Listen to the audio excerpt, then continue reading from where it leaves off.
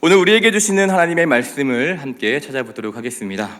오늘 우리에게 주시는 하나님의 말씀은 구약성경 예레미야 51장 59절에서부터 64절까지의 말씀입니다.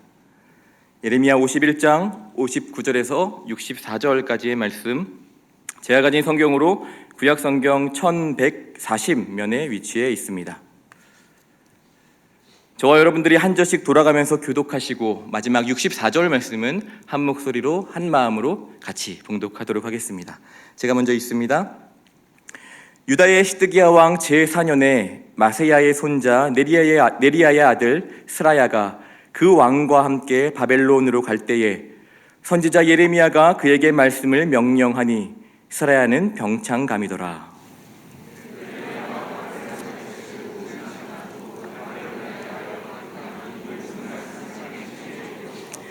스라야에게 말하기를 너는 바벨론에 이르거든 삼가 이 모든 말씀을 읽고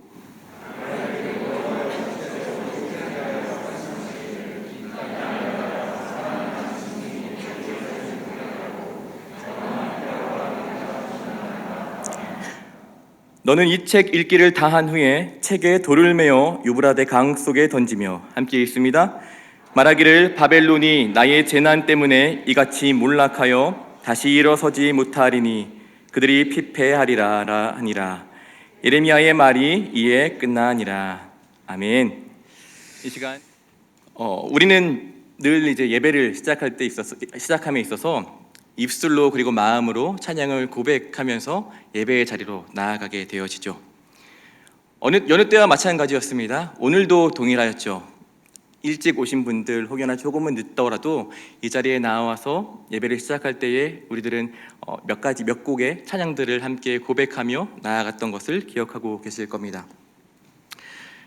여러분들 어떠한 마음으로 오늘 찬양을 하실 때 그 앞에 불렀던 그 찬양곡들을 부르셨는지 모르겠습니다. 우리가 방금 전에 조금 전에 고백하였던 그 찬양의 제목들 혹시 기억하시는 분 계십니까? 오랜 시간이 채 지나지 않았는데 15분 정도 지났을까? 채 지나지 않았는데 우리가 고백하였던 찬양의 제목들 기억하고 계세요?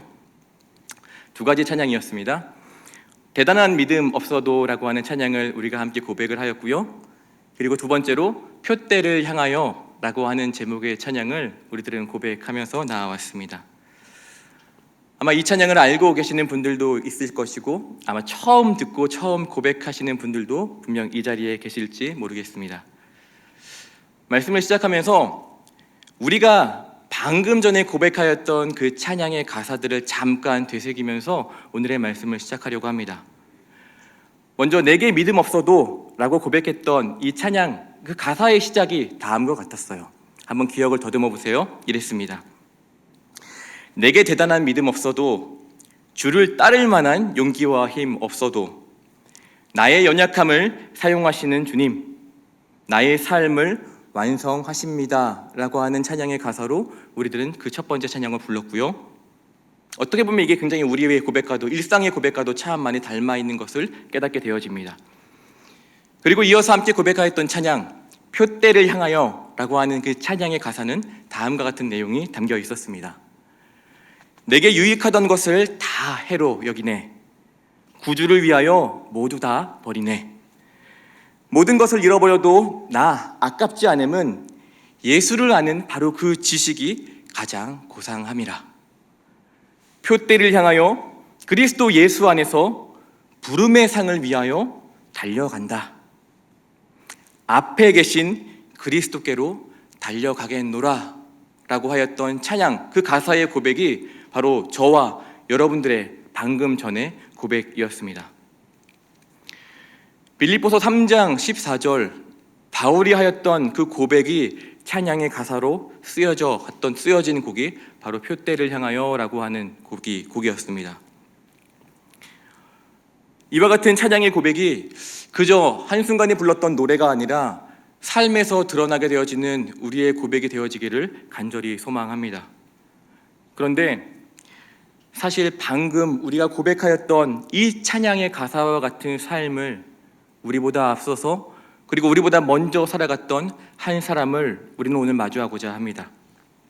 누구일까요? 바로 오늘 본문 말씀에 들어있는 예레미야라고 하는 한 사람입니다. 오늘 우리가 함께 읽은 예레미야 51장 59절에서부터 64절까지의 이 말씀은 길고 긴 그 예레미야서의 끝자락에, 가장 끝자락에 위치한 말씀입니다.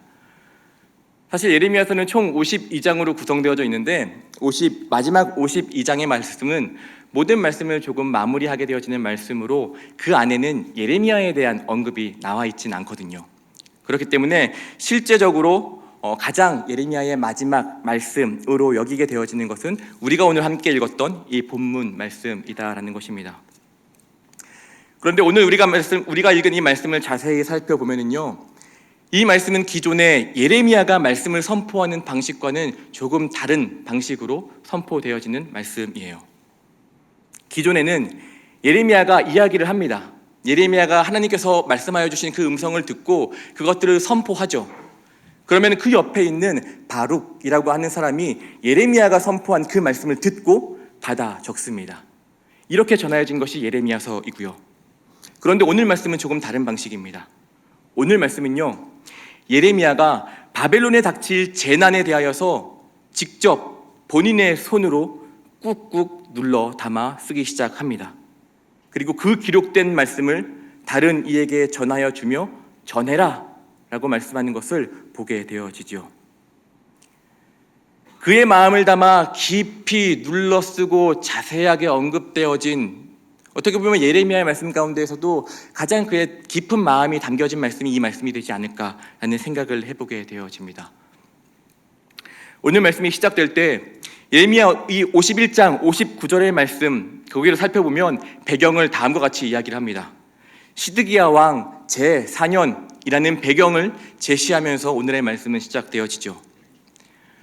시드기야 왕, 그 왕이 11년째 되어지는 그 해에 남유다 왕국은 바벨론에 의하여서 멸망하게 되어집니다.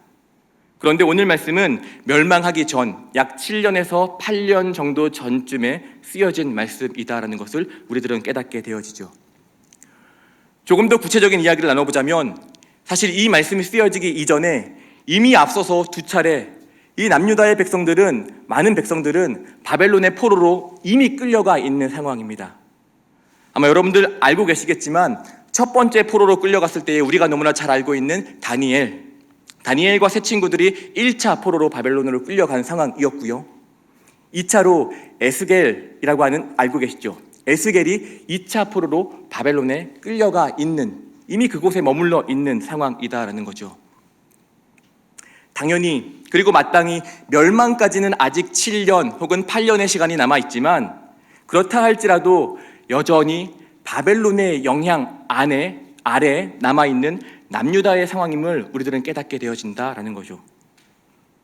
바벨론의 왕이 부르면은 남유다 왕은, 그리고 남유다에 있는 고관들은 신속하게 바벨론으로 가야 했습니다. 부르지 않는다 하더라도 지금 남유다의 상황이 어떠한지를 바벨론에게 늘 보고하고 전해야 했던 그러한 상황이다라는 것입니다. 그런 상황 가운데 오늘 말씀에 나타나고 있는 예레미야 말고 또 다른 한 사람이 등장하는 것을 보게 되어지죠. 뭐라고 쓰여 있습니까? 여러분들 말씀 읽을 때 나왔던 그 한 사람의 이름이 있는데요. 누구죠? 스라야라고 하는 사람입니다. 이 스라야라고 하는 사람을 어떻게 소개하냐 하면 다음과 같이 소개합니다.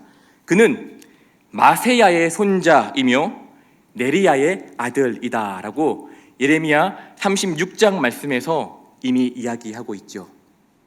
그런데 재밌는 것은 이미 이 스라야라고 하는 사람과 한 가족 되어진 사람이 성경 말씀, 예레미야 말씀 가운데 이미 언급되었다라는 것입니다. 36장 4절에 이렇게 쓰여 있습니다. 이에 예레미야가 네리야의 아들 바룩을 부르매 바룩이 예레미야가 불러주는 대로 여호와께서 그에게 이르신 모든 말씀을 두루마리 책에 기록했다라고 성경은 이야기하죠. 아까 초반에 언급하였듯이 예레미야의 선포를 듣고 그 말씀을 써내려갔던 바룩과 한 형제인 사람이 바로 오늘 말씀에 등장하고 있는 스라야라고 하는 사람이다라는 겁니다. 그에 대한 정보들이 오늘 말씀 가운데 더 많이 나오고 있습니다. 병참관이라고 이야기를 해요. 병창감이라고 이야기를 합니다. 오늘날로 따지면 수석 보좌관 정도, 시드기야 왕의 보좌관 정도 되는 위치에 놓일 만한 사람입니다. 이제 이 스라야는 시드기야 왕과 함께 바벨론에 방문해야 되는 상황이에요. 아주 중요한 상황이지요. 바로 그때 예레미야가 스라야를 부릅니다. 그리고 다음과 같이 매우 중요한, 아주 중요한 명령을 이 스라야에게 내리는 것을 보게 되어지는데, 그게 바로 오늘 본문 말씀입니다. 51장 60절에서 63절까지의 말씀, 이렇게 쓰여져 있죠. 예레미야가 바벨론에 닥칠 모든 재난, 곧 바벨론에 대하여 기록한 이 모든 말씀을 한 책에 기록했습니다. 스라야에게 말하기를, 너는 바벨론에 이르거든 삼가 이 모든 말씀을 읽고 말하기를, 여호와여 주께서 이곳에 대하여 말씀하시기를, 이 땅을 멸하여 사람이나 짐승이 거기에 살지 못하게 하고 영원한 폐허가 되리라 하셨나이다 하라 하니라. 너는 이 책 읽기를 다 한 후에 책에 돌을 메어서 유브라데 강 속에 던지며, 라고 예레미야는 이야기를 합니다. 이 말씀을 아주 짧게 요약해보자면, 스라야가 감당해야 하는 일은 세 가지입니다. 첫 번째, 바벨론에 들어가서 이 책을 읽어라. 두 번째, 이 책의 내용을 전하고 여호와께 기도해라. 세 번째, 책에 돌을 메어서 유브라데 강 속에 던져버려라 라고 하는 세 가지의 미션, 세 가지의 명령을 받게 되어집니다. 자, 만약 여러분들에게 이 세 가지의 명령이 내려졌다라고 한다면 여러분들 어떻게 하시겠어요? 쉽게 이 명령을 따르실 수 있겠습니까? 체감이 아직 안 되시죠? 이 명령이 어떠한 명령인지 체감이 안 되실 겁니다. 이 명령에 대해서 잠깐 살펴보고자 하는데요. 첫 번째 명령이었죠. 바벨론에 들어가서 이 책을 읽어라 라고 했던 명령이었습니다. 자, 예레미야가 직접 손수 꾹꾹 눌러서 써내려간 책입니다. 이 책 안에는 어떤 내용이 써 있었을까요? 오늘 말씀 가운데 나와 있습니다. 바벨론의 멸망에 대한 메시지가 그 책 안에 쓰여져 있었던 거예요. 그걸 가지고 바벨론으로 들어가서 그 안에서 펴서 읽어야 하는 상황이었다라는 것입니다. 지금 스라야라고 하는 이 사람은요, 시드기야 왕과 함께 바벨론의 왕을 만나러 가야 하는 그 자리에 위치해 있죠. 여러분은 왕을 만나러 갈 때 그 순서가 얼마나 철저한지 다들 알고 계실 겁니다. 왕을 만나게 되어질 때 얼마나 철저한 검문 검색을 받게 되어질까요? 그런데 그 바벨론으로 들어가는 왕을 만나러 가게 되어지는 이 스라야가 가지고 있는 책, 그 안에 바벨론의 멸망에 대한 내용이 담겨져 있다? 쉬운 일이었겠습니까? 혹여나 바벨론에 대한 그 멸망에 대한 메시지가 적힌 책을 누군가가 발견하였다라고 한다면 이 스라야는 어떻게 되는 걸까요? 그 결과는 보나마나 뻔하다라는 거죠. 우리가 언뜻 보기에는 큰 의미가 없는 내용 같았습니다. 어려움 없어 보이는 명령 같았습니다. 하지만 이 명령은요, 자신의 목숨을 걸고 이행해야만 하는 결코 가볍지 않은 명령이었음을 우리는 깨닫게 되어진다라는 겁니다. 그런데 더욱더 중요한 것은 무엇이냐 하면, 이 명령에는 표면적으로 드러나지 않는 아주 중요한 메시지가 숨겨져 있다라는 거죠. 두 번째 명령이 되어지고 있는 책의 명령을 전하고 여호와께 기도하라 라고 하는 것과 굉장히 깊은 상관관계가 있는 명령이 되어지기도 합니다. 이 책을 들고 바벨론에 들어갑니다. 스라야가 들어갑니다. 그래서 펼쳐서 책을 읽죠. 읽은 이 내용을 누구에게 전해야겠습니까? 바벨론이 멸망할 것이다 라고 하는 이 내용, 우리가 상식적으로 생각할 때는 어느 사람에게, 누군가에게 전해야 되는 내용 같습니까? 바벨론? 그렇게 생각하십니까? 그는 지금 이 명령을 사실 바벨론에 이미 포로로 끌려가 있는 남유다 백성을 향한 메시지로 선포해야 된다라는 거죠. 바벨론 땅에서 살아가는 이들입니다. 포로로 살아가는 이들이에요. 그들에게 희망이 없습니다. 아니, 희망이 있었을지 모르겠지만 기약 없는 기다림에 붙들었던 그 희망마저도 어렴풋이 희미해져가는 그 상황 가운데 있었던 남유다 백성들을 향한 메시지라는 거예요. 그들을 향하여서 바벨론은 멸망에 대한 메시지가 선포되어지고 전해집니다. 어떻게 이해되었을까요? 조금만 참아라. 조금만 기다려라. 곧 이 바벨론이 무너질 것이고 너희들은 그러면 자유를 얻게 되어지고 다시 돌아올 거야. 그러니까 조금만 참아 라고 하는 희망의 메시지가 되어지지 않았겠습니까? 너는 바벨론에 이르거든 이 말씀을 읽고 말해라 라고 말씀하였던, 명령하였던 그 메시지를 히브리어 원어적으로 살펴보면 이렇게 쓰여져 있어요. 그리고 너는 봐라. 그리고 너는 이 모든 말씀들을 소리내어 선포해라 라고 명령하고 있다라는 거예요. 바벨론 땅에서 희망 없이 좌절 속에 살아가고 있는 그 이들을 향한 메시지, 사람을 살려내고요, 흩어져 있던 그 사람들을 다시금 하나로 묶어내는 소중한 메시지가 이 예레미야를 통하여서, 그리고 스라야를 통하여서 선포되어지고 있다라는 것입니다. 사랑하는 청혼의 가족 여러분, 우리는요 지금 어떠한 그리스도인의 모습으로 살아가고 있습니까? 직장에서, 여러분들이 속해 있는 직장에서, 가정에서, 학교에서, 수많은 관계 속에서 마치 포로와 같이 좌절되어 있고 고통스러워하고 생기 없는 죽어가는 그 땅 속에서 그 땅을 향한 우리들은 과연 어떠한 모습으로 하루하루를 살아가고 있냐라고 질문해 보게 되어집니다. 마지못해 하루하루를 견디며 살아가는 분 계십니까? 사람을 살려내고 하나로 묶어내기보다는 우리마저도, 나마저도 그 상황 가운데 동화되어져 가면서 그저 그렇게, 다시 말해서 숨어있는 그리스도인의 모습으로 살아가고 계시지는 않냐라는 겁니다. 그리스도인의 삶 쉽지 않죠. 그리스도인으로 살아가는 것 편하지 않습니다. 때로는 주변의 불편한 시선들이 나를 향하기도 하고요, 때로는 나를 향한 주변의 수군거림들이 들려오기도 합니다. 때로는 심지어 나를 향한 손가락질들이 있기도 한 것을, 하지만 그것을 나는 무시하고 싶어서 그것들을 바라보지 않는 우리들의 모습을 참 많이 보게 되어지기도 합니다.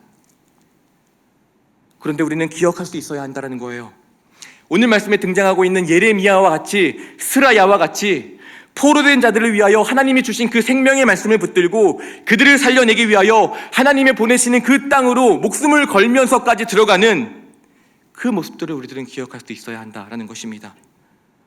하나님의 그 명령에, 하나님의 그 말씀에 순종하게 되어질 때에, 믿음으로 그 한 걸음 한 걸음을 옮기며 나아가게 되어질 때에 주님께서 함께 일하여 주실 것을 믿고 의지하며 담대히 걸어가야 하는 바로 우리들의 오늘 하루의 삶이 되어져야 함을 오늘 말씀은 이야기하고 있다라는 겁니다. 이어서 하나의 명령이 더 있죠. 어떠한 명령이냐? 그 책에 돌을 메어서 유브라데 강 속으로 던져버려라 라고 하는 명령입니다. 책을 다 읽었습니다. 바벨론에 들어와서 이 책을 다 읽었습니다. 읽고 기도했어요. 다 이제 외쳤습니다.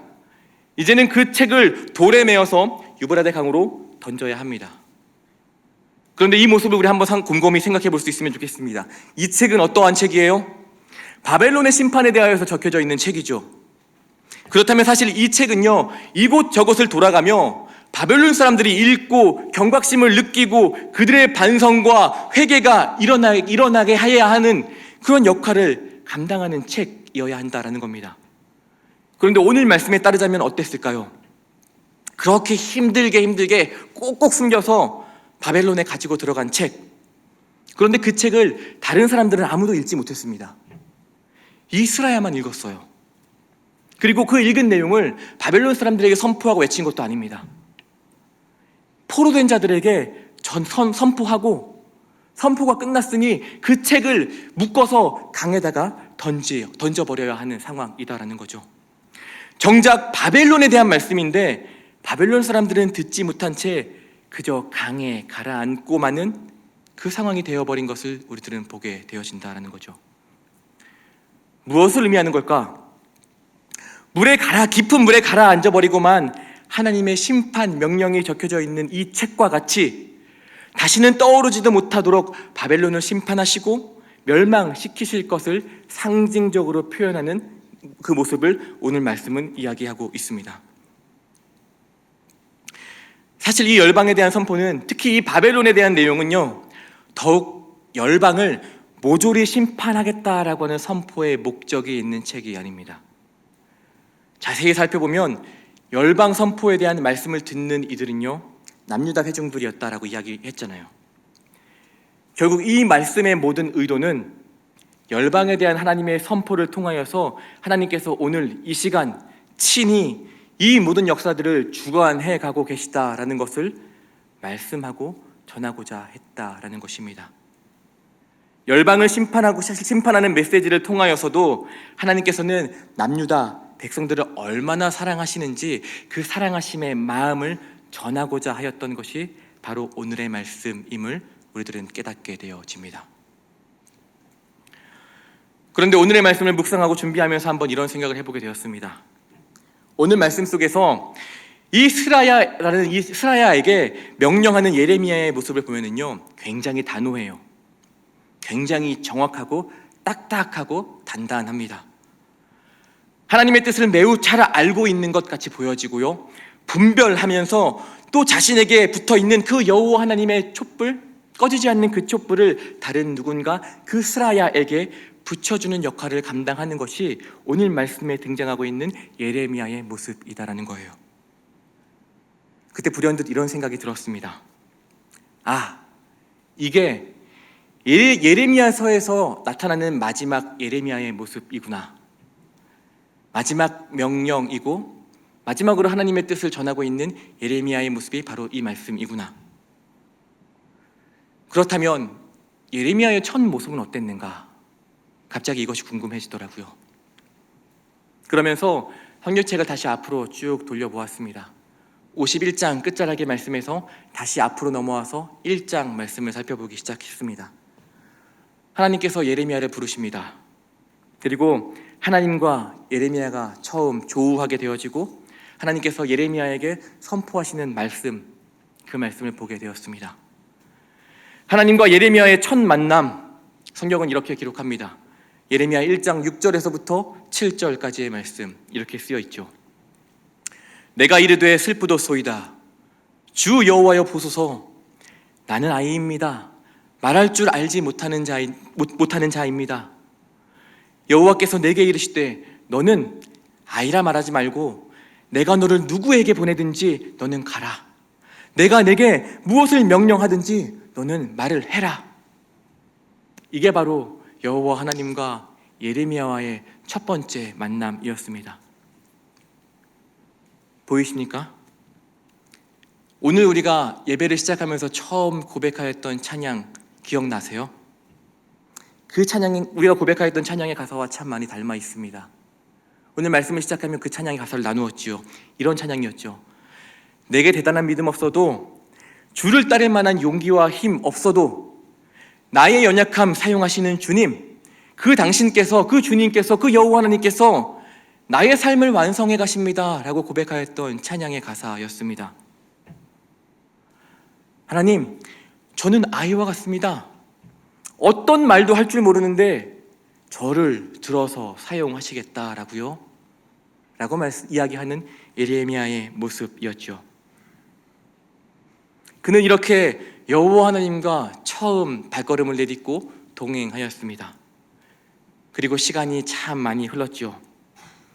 하나님이 부르셨을 때의 그 첫 모습, 그리고 예레미야 마지막에서의 하나님과 대면하고 하나님께서 말씀하여 주시는 것들을 강력하고 흔들림 없이 단호하게 외치고 있는 예레미야의 모습, 어떻게 생각하십니까? 40여 년간 하나님의 말씀을 듣고 선포하는 가운데 어떻게 그는 이렇게 변할 수 있었을까요? 우리들은 고민하게 되어집니다. 오늘 짧은 본문 말씀 속에서 그의 삶을, 그의 지나온 그 모든 시간들을 다 담아낼 수는 없었습니다. 하지만 그가 그 예레미야의 말씀 동안 걸어왔던 삶을 살펴보면 결코 순탄치 않았어요. 그가 걸어왔던 삶의 여정이 어떠한지 아십니까? 예레미야 선지자예요. 예언자예요. 근데 어느 누구도 그의 이야기에 귀를 기울여 주지 않았습니다. 그가 살고 있는 마을 공동체에서도 심지어 그를 반겨주는 이 단 한 사람 없었습니다. 옥에 갇히기도 했었고요. 바벨론의 포로로 끌려가는 중에 그 바벨론에 있는 한 사람을 통하여서 안전히 바벨론으로 포로로 가게 되어지면 너는 안전할 거야 라고 하는 그 약속을 받을 수 있는 상황임에도 불구하고 그 기회마저 이 예레미야는 포기했던 사람입니다. 스스로가 불에 타고 완전히 황폐하여진 그 남유다 땅에 머물기를 소원했던 사람이고요. 그 남유다 땅에 머물게 되어지면서 그곳에 남아있는 사람들과 온갖 고초와 고통들을 함께 경험하였던 사람이 바로 예레미야라고 하는 사람이었습니다. 하지만 그 모든 순간순간에도 하나님을 붙들었고요, 그 순간순간에도 하나님의 음성에 귀를 기울였습니다. 하나님께서 선포하게 하신 그 사명들을 온전히 감당해 나아갔었습니다. 그로 인하여서 어떠한 상황에도, 어떠한 환경에도 흔들리지 않는, 쓰러지지 않는, 넘어지지 않고 포기하지 않는 하나님과의 깊은 관계들을 만들어갈 수 있었음을 우리들은 깨닫게 되어집니다. 우리들의 모습을 한번 살펴볼게요. 아까도 기도할 때도 이런 내용들이 나와서 사실 좀 깜짝 놀랐는데, 지금 이 앞에, 우리들의 앞에 아주 큰 하나의 큰 화폭이 있다라고 생각을 해볼 수 있으면 좋겠습니다. 이 화폭에 우리들의 삶의 모습들이 하나하나 그려져 가고 채워져 간다라는 것들을 생각해 볼 수 있으면 좋겠습니다. 그리고 이 그림을 그려가는 이는요, 내가 아니라, 우리가 아니라 이 그림을 완성해 가시는 이는 여호와 하나님이시다라는 전제하에 함께 고민해 볼 수 있으면 좋겠습니다.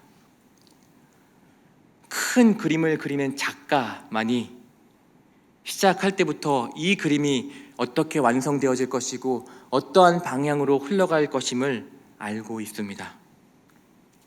다시 말해서 우리들의 삶의 큰 화폭 가운데 작가 되신 하나님께서만이 우리들의 삶의 그 중간중간 그 끝을 알고 계시고 현재도 그 삶을 정성 들여서 하나하나 완성해 가고 계시는 중에 있다라는 것입니다. 어떤 부분에서는요, 고통과 고난이라고 하는 어두운 색깔을 사용하기도 하십니다. 때로는 어떤 부분에서 작가 되신 하나님께서는 기쁨과 감사라고 하는 밝은 색을 사용하셔서 이 하나의 그림을 완성해 가기도 하십니다. 하나의 그림이 그려져 가는 그 모습들을 보게 되어지면요, 어두움과 밝은 색들이 조화를 이루며 완성되어졌을 때에 바로 그때 정말 아름다운 하나의 큰 그림이 완성되어진다라는 거죠. 그런데 우리는 어때요? 지금 완성된 그림을 알 수 없습니다. 그렇기에 우리들은 어떠냐 하면 지금 그려지고 있는, 지금 붓터치가 되어지고 지금 펜으로 그려지고 있는 바로 그 보이는 부분에만 집중하며 살아가고 있다라는 거예요. 그래서 이것만 바라보고 있기 때문에, 이 어두운 색깔을 칠하고 있는 이 부분만 바라보고 있기 때문에 우리들은 때로는 불평과 불만과 때로는 눈물과 아픔으로 고통받는다라고 생각하며 살아갈 때가 참 많이 있다라는 것입니다. 예레미야도 동일했어요. 아까 이야기하였듯이 유독 어두운 색이 참 많이 사용되어진 그의 삶이었습니다. 하지만 그는 그 완성되어질 작품을 기대하면서 작품을 완성해가는 그 여호와 하나님을 온전히 바라보게 되어졌을 때에 결국 오늘 본문 말씀 속에 예레미야의 모습과 같이 여호와 하나님 한 분만으로 인하여 담대한 이로 바뀌어갈 수 있었음을 깨닫게 되어진다라는 것입니다.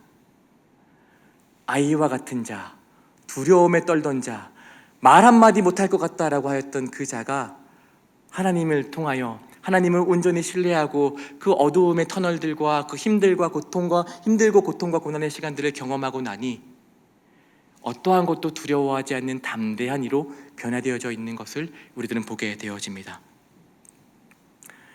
말씀을 정리할게요. 사랑하는 청혼의 가족 여러분, 하나님을 온전히 바라보십시오. 고통, 아픔, 슬픔과 그리고 좌절들, 그 가운데에서 하나님을 온전히 바라보게 되어지는 저와 여러분 되어지기를 간절히 소망합니다. 하나님께서 손수 완성해 가시는 그 하나님의 아름다운 작품으로 변화되어질 여러분들의 삶, 나의 삶을 기대하십시오. 그리고 오늘 하루하루 최선을 다하여 정성을 다하여 하나님을 알아가고자 힘쓰시는 저와 여러분 되어지기를 간절히 소망합니다. 그렇게 하나님의 손에 붙들려져서 변화되어져 가는 저와 여러분들의 삶이 되어지기를 간절히 소망합니다. 그렇게 되었을 때 대단한 믿음 없이 시작되어진 우리들의 삶이라 할지라도 변화되어져서 예수 그리스도라고 하는 그 표대를 향하여서 쉼 없이 그리고 단단하게 흔들림 없이 걸어 나아가게 되어지는 우리 모두가 되어질 것입니다. 우리들의 삶을 하나님께서는 이미 완성하셨습니다. 완성하신 그 그림대로 우리들을 인도해 가시는 여호와 하나님과 동행하게 되어지는 저와 여러분 되어지기를 간절히 소망합니다. 아멘.